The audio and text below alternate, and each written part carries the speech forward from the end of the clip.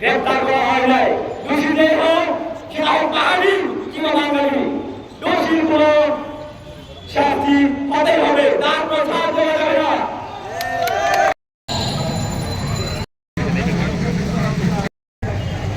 ওই পাশে এই সরকার যদি পূর্বে যে ঘটনাগুলো পছন্দ হয়েছিল সেই ঘটনাগুলো যদি সুষ্ঠুভাবে যদি আইন প্রয়োগ করে বিচার ব্যবস্থা করতো তাহলে এইসব ঘটনাগুলো বারবার পুনরাবৃত্তি হতো না। আমরা এখানে কেন সমবেত হয়েছি?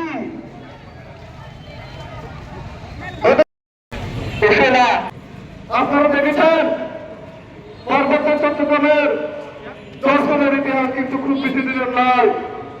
রাষ্ট্রপতিক এখানে যখন সমতল থেকে সেটার বাঙালিদের সেটেলমেন্ট করা হয়েছে, ঠিক তখন থেকে পার্বত্য চট্টগ্রামের দর্শনের ইতিহাস শুরু হয়েছে।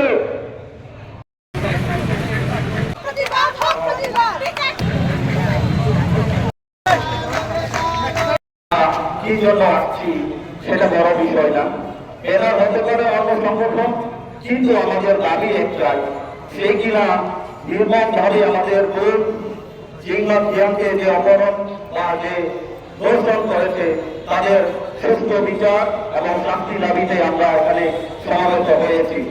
তো আজকে আপনাদের সামনে আমি লিখিত কিছু বক্তব্য পাঠ করে শোনাই।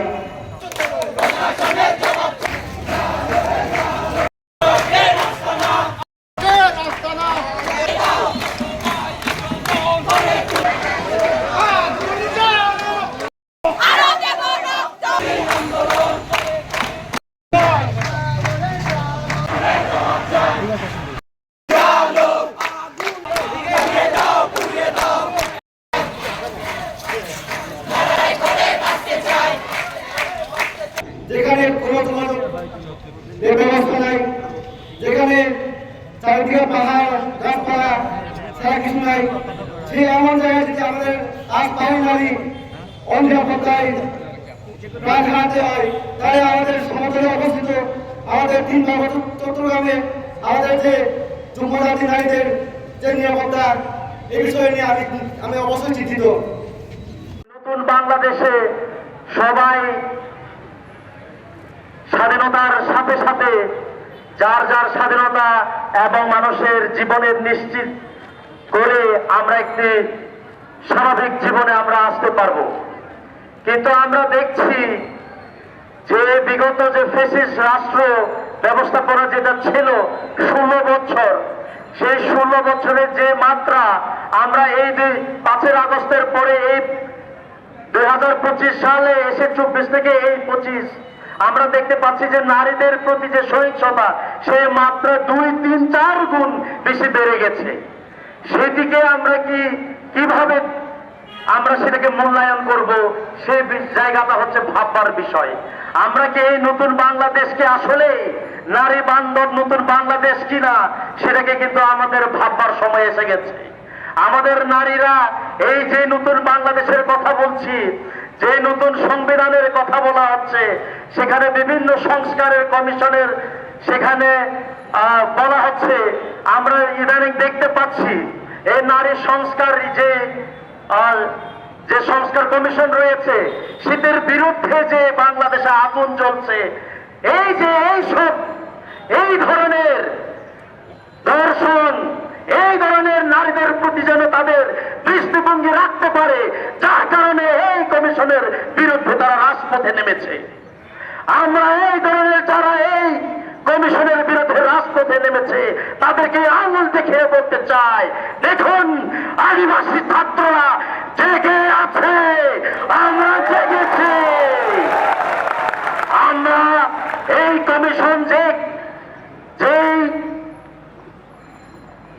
অ্যামেন্ডমেন্ট নিয়ে আসছে আমরা সেটাকে শতভাগ আমরা সেটাকে সমর্থন দিতে চাই। আমরা চাই এমন একটি দেশ, যে দেশ নারী বান্ধব হবে, যে দেশ সকল ধর্ম, সকল বর্ণ, সকল জাতির, সব ধরনের মানুষের বাংলাদেশ হবে।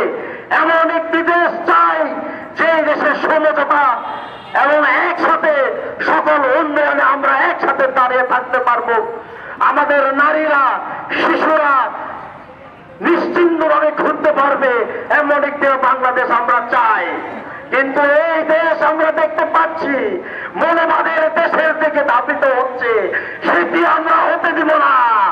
গতকালের যে ঘটনা ঘটেছে আমরা শুনতে পেরেছি প্রাথমিকভাবে, কতটুকু সত্য আমরা জানি না, কিন্তু গ্রামবাসীদের যখন আমি কথা বলেছিলাম, কয়েকজন সেখানে আমার পরিচিত মানুষ ছিল, তারা বলেছে এই ঘটনাটি টুরিস্টদের মধ্য দিয়ে হয়েছে।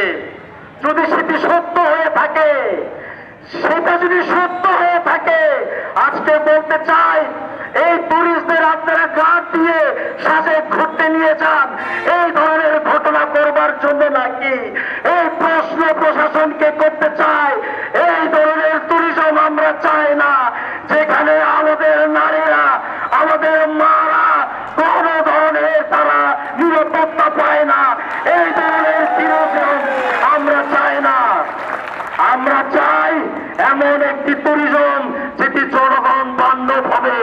এখানকার ভূমিপুত্র মানুষেরা সেই ট্যুরিজমের মধ্য দিয়ে তারা লাভবান হবে, কিন্তু আমরা সেটি দেখতে পাচ্ছি না।